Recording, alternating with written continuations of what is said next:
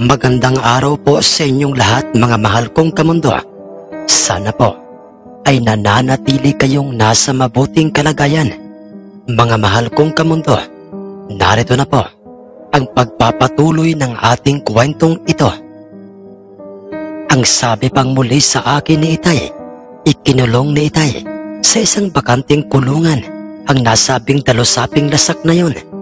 Masayang masaya ako noong pagkakataong yon dahil sa kung totoo ngang lahat ng mga sinabi sa akin ni Itay na ang dalusaping yon ay ang maghahatid ng swerte sa aming buhay, ay nasisiguro kong hindi na muling malulungkot pa si Itay at mapapahiya saan mang sabungan siya dumayo ng sabong. Sa sobra-sobrang saya ko noon na kami ay nagkaroon ng isang panabong na galing sa isang engkantadong nilalang, ay meron akong nakalimutan ang pinakang importanteng sasabihin sana kay Itay, at yun ay ang sinabi sa akin ng matandang huwag itong ibabangga sa isang panabong na merong gintong balahibo. Nakalimutan kong banggitin yun kay Itay. Inilihim ni Itay sa mga kumpare niya ang tungkol sa aming dalusaping lasak. Nang minsang kanilang makita ito sa kanyang kulungan, sila'y nagtaka kung saan ito galing at kung papaanong nagkaroon si Itay ng isang lulugulugong dalusaping lasak. Ngunit nagsinungaling sa kanila si Itay sa paraang sinabi niya sa kanilang, matagal na sa akin mga pare ang dalusaping lasak na yan. Inalagaan ko lang dahil sa sayang naman kung hahayaan ko lang siyang alpas. Mahalaga sa akin pare, lahat ng aking mga alagang mga tandang, may kapansanan man ang mga ito o wala, ay pare-pareho kong binibigyang importansya. Naniwala naman sa kanya ang mga ito.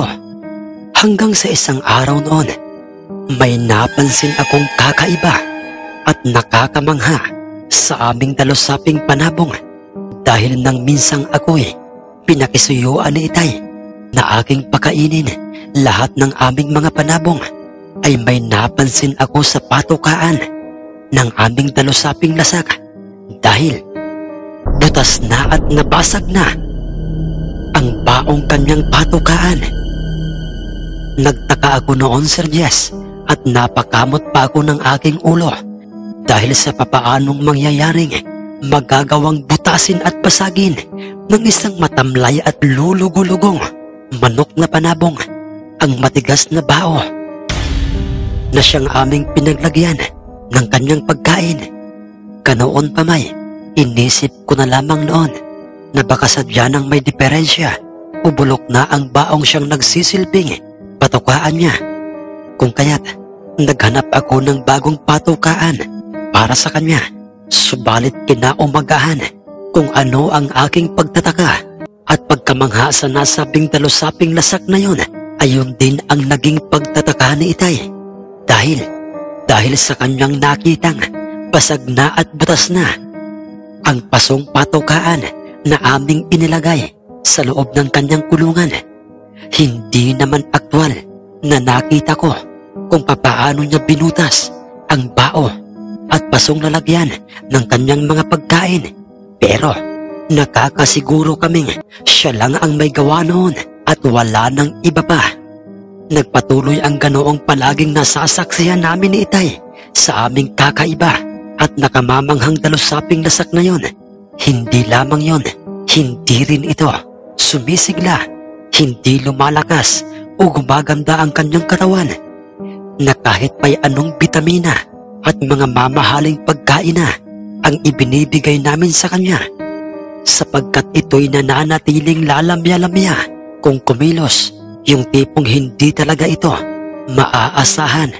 Sa oras na ito'y merong makakatunggaling panabong.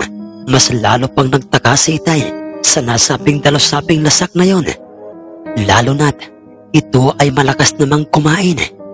Dahil doon ay nakaramdam ng pagkainis si Itay, kung kaya't, anak, ngayong darating na linggo, ang dalusaping lasak na ito ang naisip kong dalhin sa sabungan dahil sa tingin ko'y isa lamang itong pangkaraniwang panabong at walang kakaiba sa kanya.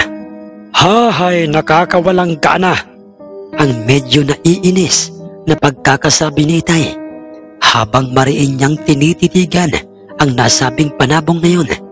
Subalit merong mga katanungang gumugulo sa aking isip noon tungkol sa mga sinabing yun ni Itay patungkol sa nasabing dalusaping lasak. Dahil naniniwala ang sarili kong may kakaiba sa nasabing manok na yun. Ang una ay kung bakit hindi ito lumalakas sa kabila ng lahat ng ginagawa ni Itay na pagkukondisyon sa kanya. Pangalawa ay kung papaano niya nagagawang butasin ang bawat patukaang inilalagay namin sa kanya. Paano niya nagagawa yun at saan siya kumukuha ng lakas? Isamantalang ito ay merong mahinang pangangatawan. Ganoon pa may, buo na ang desisyon ni Itay at hindi na si Itay mapipigilan pa. Kasama ang dalawa niyang kumpare ay kanilang dinala sa kabilang baryo ang nasabing matamlay at sipuning dalusaping lasak dahil ayon kay Mang Kulas, meron doong magaganap na sabong. Hindi lamang yun, pupunta raw doon ang tanyag na sabongerong si Mang Karyo at dala nito ang kanyang ultrabolic na panabong. Napapangisi pa at nagpapailing-iling ang dalawang mga kumpare ni Itay dahil, "Sigurado ka ba paring Jesus na yang luluhulog ko at parang mayroong sakit na dalusaping lasak na yan na nasa loob ng iyong dalang bayong ang ihahanap mo ng makakabangga sa sabungan?" Nakangising tanong kay Itay nitong si Mang Kulas. "Siya nga paring Jesus, marami ka pa namang ibang panabong, di ba? Ba't ba yan ang napili mo? Pasensya ka na pare ha, dahil sa oras na yan na ang ilalaban mamaya ay hindi ako dyan pupusta. Hindi ko isusugal pare ang aking pirang inipon para dyan." Ang dugsong pang pagkakasabi ni Mang Agoy kay Itay habang silang tatlo ay makikita ng pinabagtas ang daan sa bundok patungo sa kabilang baryo. "Hindi ko kayo masisisi mga pare kung ayaw niyong isugal ang inyong mga perang pusta sa aking dalusaping lasak na ito. Pero ako, isasagad ko sa kanya ang aking pera dahil sa magkaganoon pa may, sa akin pa rin ang panabong na ito at ito ay aking inalagaan." Sagot sa kanila ni Itay. Nagkibit balikat na lamang ang dalawang kumpare ni Itay sa mga sinabi niyang yon. At nang sila'y nasa mismong nasabing sabungan ay nakita kaagad nila doon ang bruskong ultrabolic nitong si Mang Karyo. Maingat niya itong hawak at hinihimas at makikita itong nasa loob na ng sabungan. Napuno ng bulong-bulungan ang paligid ng sabungan ng mga pagkakataong yon.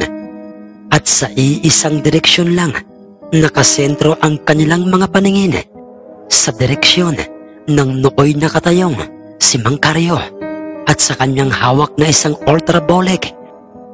At nang inilabas na nga ni Itay sa loob ng kanyang dalang bayong ang aming dalusaping lasak ay nagtawanan at halos masasabing napahagalpak ng tawa ang mga mamumusta sa paligid ng sabungan. Kasunod ay samot-saring mga pangangantyaw ang kanilang sinasabi kay Itay. Lalong-lalo na nga sa nooy hawak niyang nagmistulang lantang gulay na dalusaping lasak. May mga nagsasabing si Itay daw ay nasisiraan na ng ulo. May mga nagsasabi ring si Itay daw ay parang baguhan at bata sa larangan ng sabong. At maging ang dalawang katabing kumpare ni Itay ay hindi na nga nila napigilan pa ang kanilang mga sarili. Napahagalpak na rin ng tawa ang dalawang kumpare ni Itay.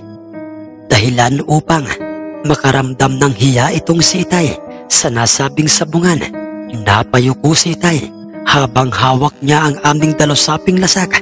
Subalit, ang ingay sa sabungay bigla na lamang tumigil nang merong nagsalitang, "Huwag niyong maliitin at mas lalong wag niyong pagtawanan ang isang uri ng panabong na katulad ng dalusaping lasak na yan." Tumahimik ang lahat ng marinig nilang medyo pasigaw na pagkakasabi ni Mang Karyo. Kasunod ay lumapit ito sa nooy makikitang nakatayong sentensyador ng sabungan. Kasunod ay sinabi nito sa kanyang, "Papasukin mo dito ang taong yan na may hawak na isang talusaping lasak at sabihin mo sa kanyang magsama siya ng isang magtatari. Dahil sa gusto kong ang kanyang talusaping lasak ang ibangga sa aking ultrabolic."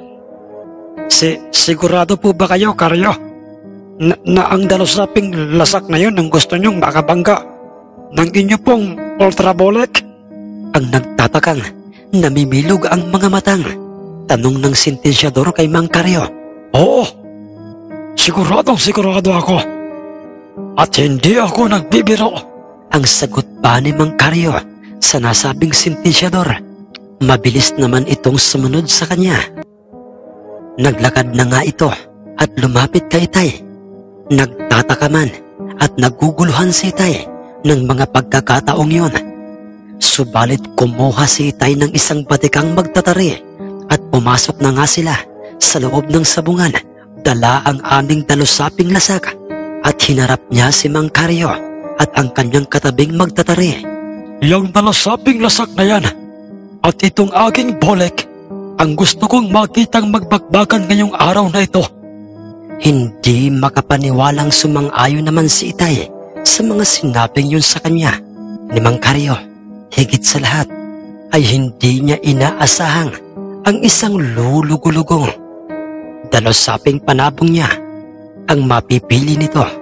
Sa lahat ng mga panabong sa nasabing sabungan, hindi niya alam kung ito ba'y nananadya o nakakaloko sa kanyang panabong.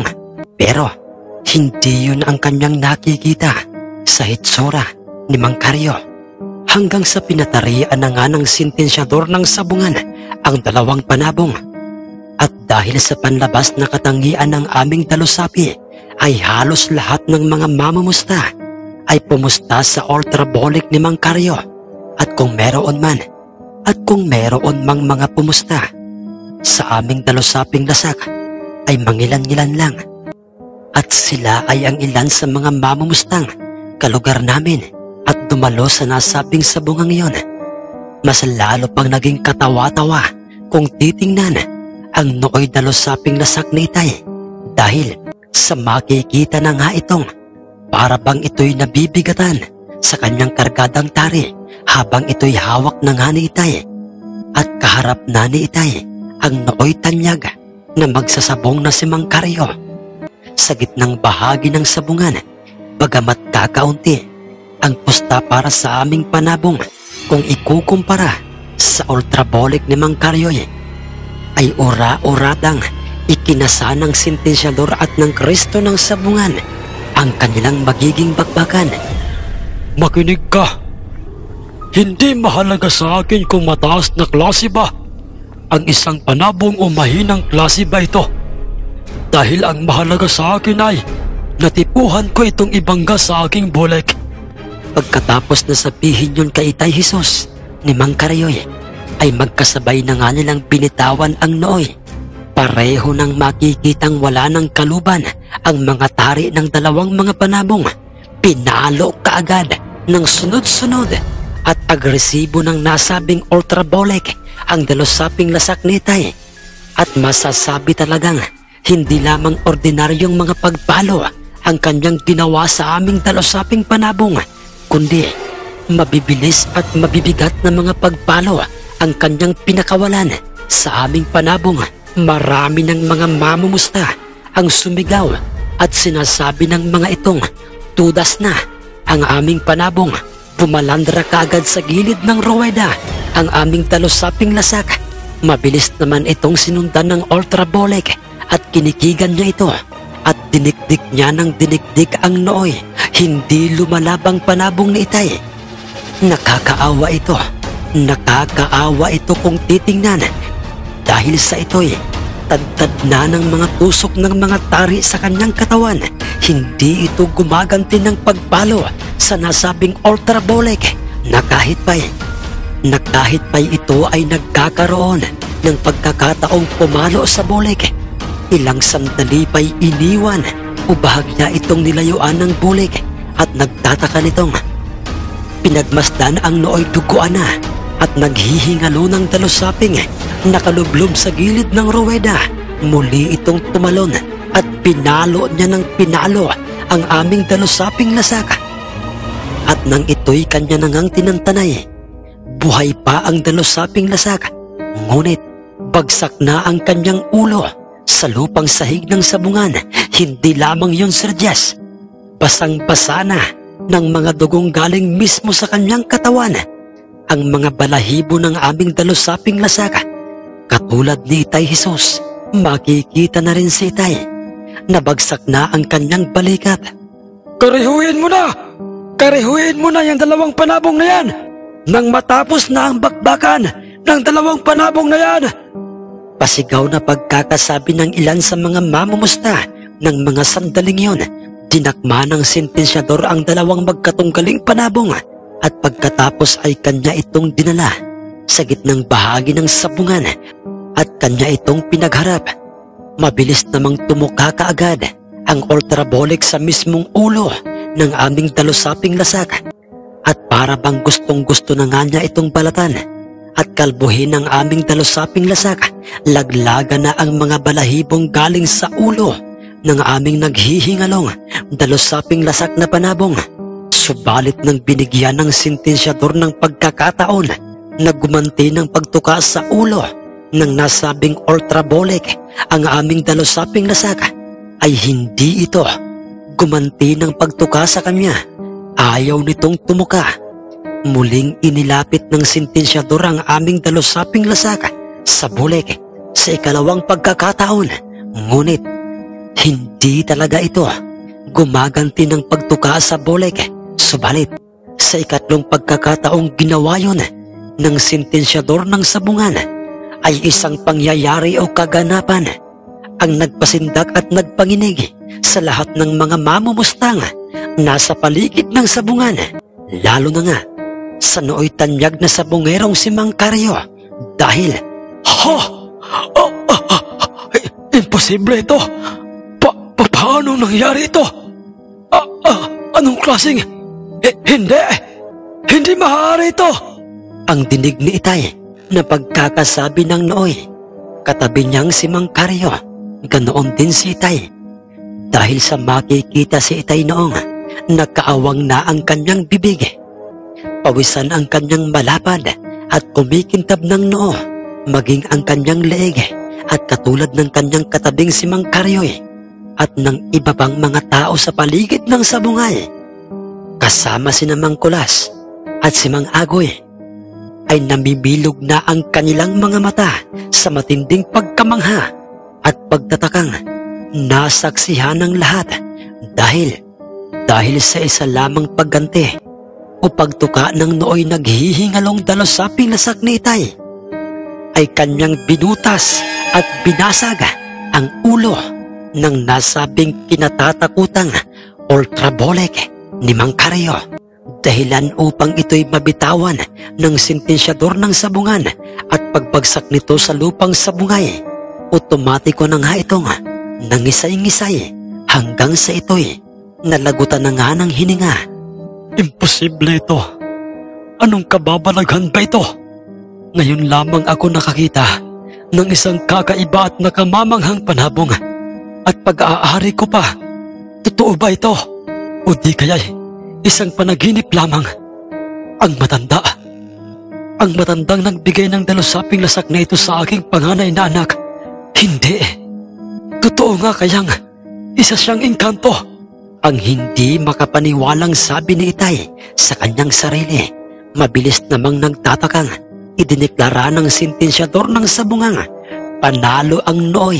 Lulugo-lugo, pinagtatawanan at naghihingalo na kung titingnang dalusaping lasak ni Itay. Nagsigawan ang ilan sa mga mamumustang nagtiwala sa aming dalusaping panabong sa paraang doon sila pumusta.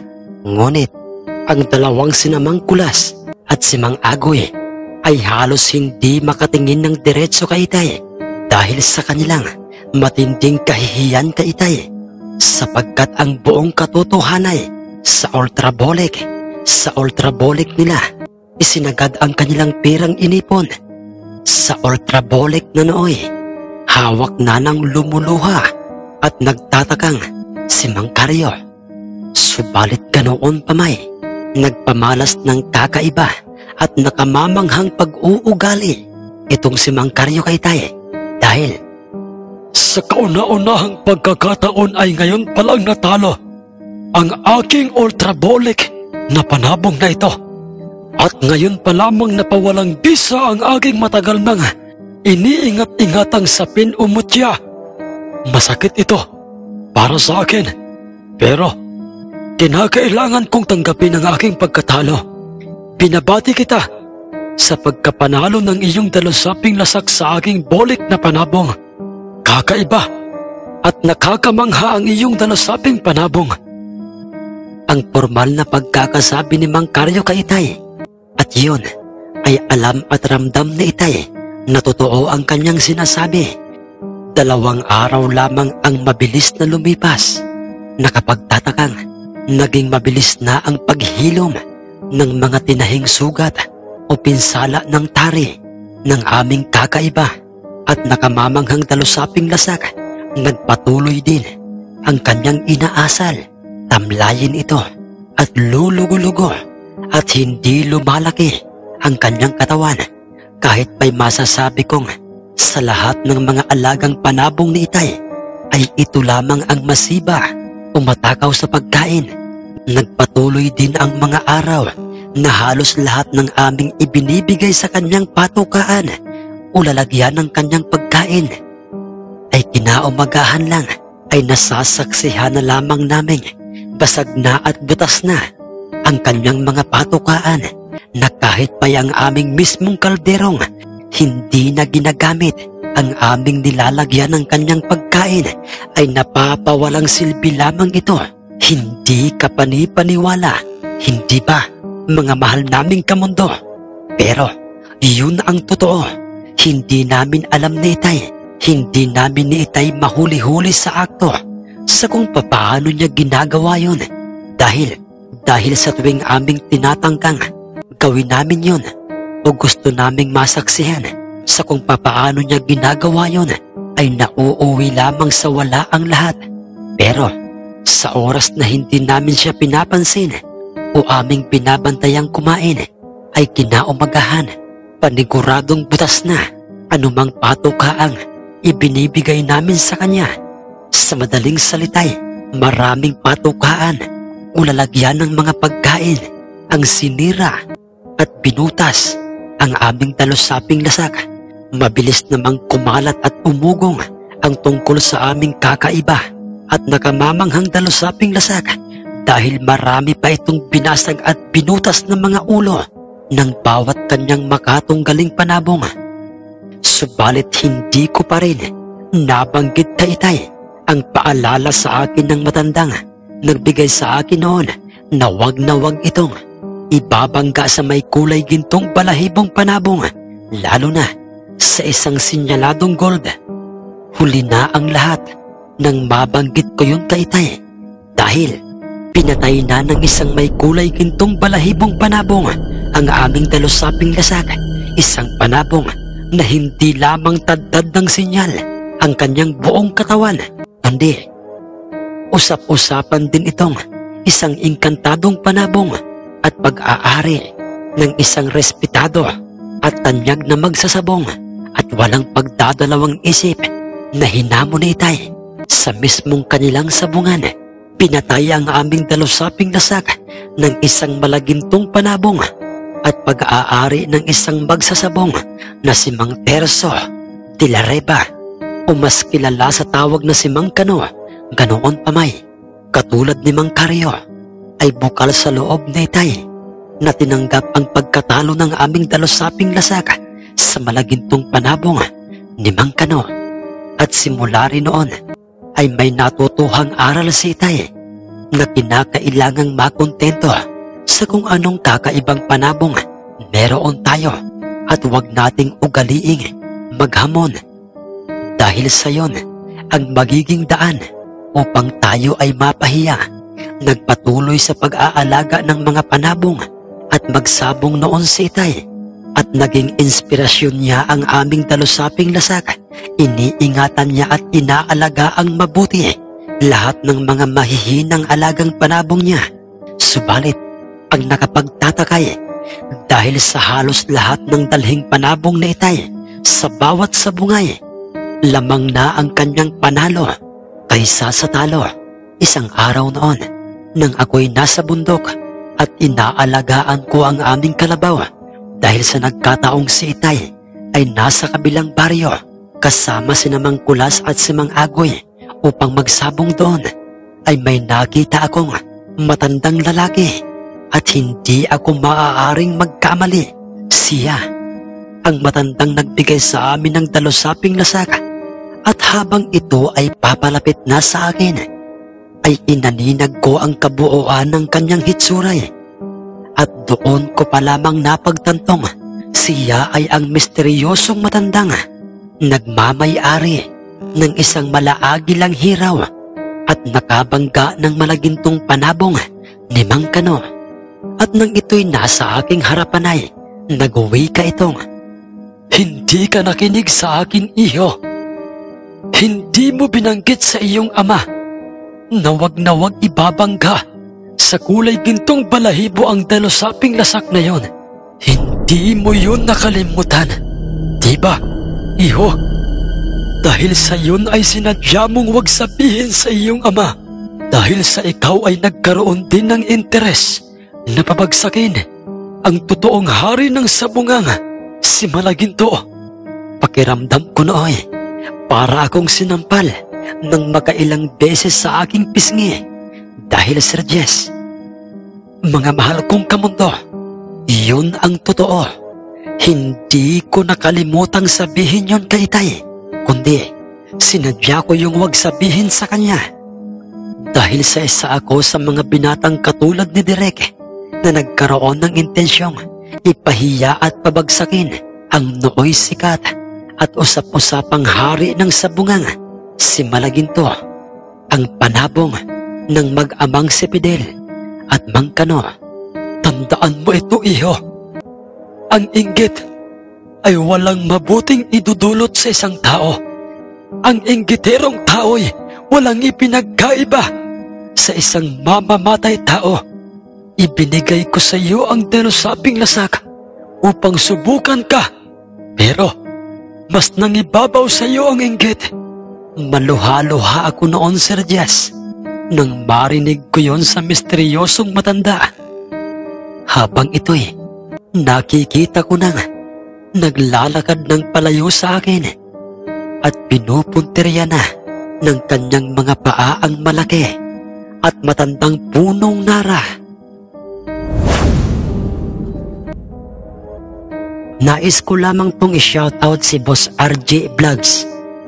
Boss, maraming salamat po sa inyo. Kay Boss Fernan Nadera ng Pagsanhan, Laguna. Boss, maraming salamat po. Kay Boss Bro Rex TV. Boss, maraming salamat po sa inyong suporta. Kay Boss Maita Alutaya.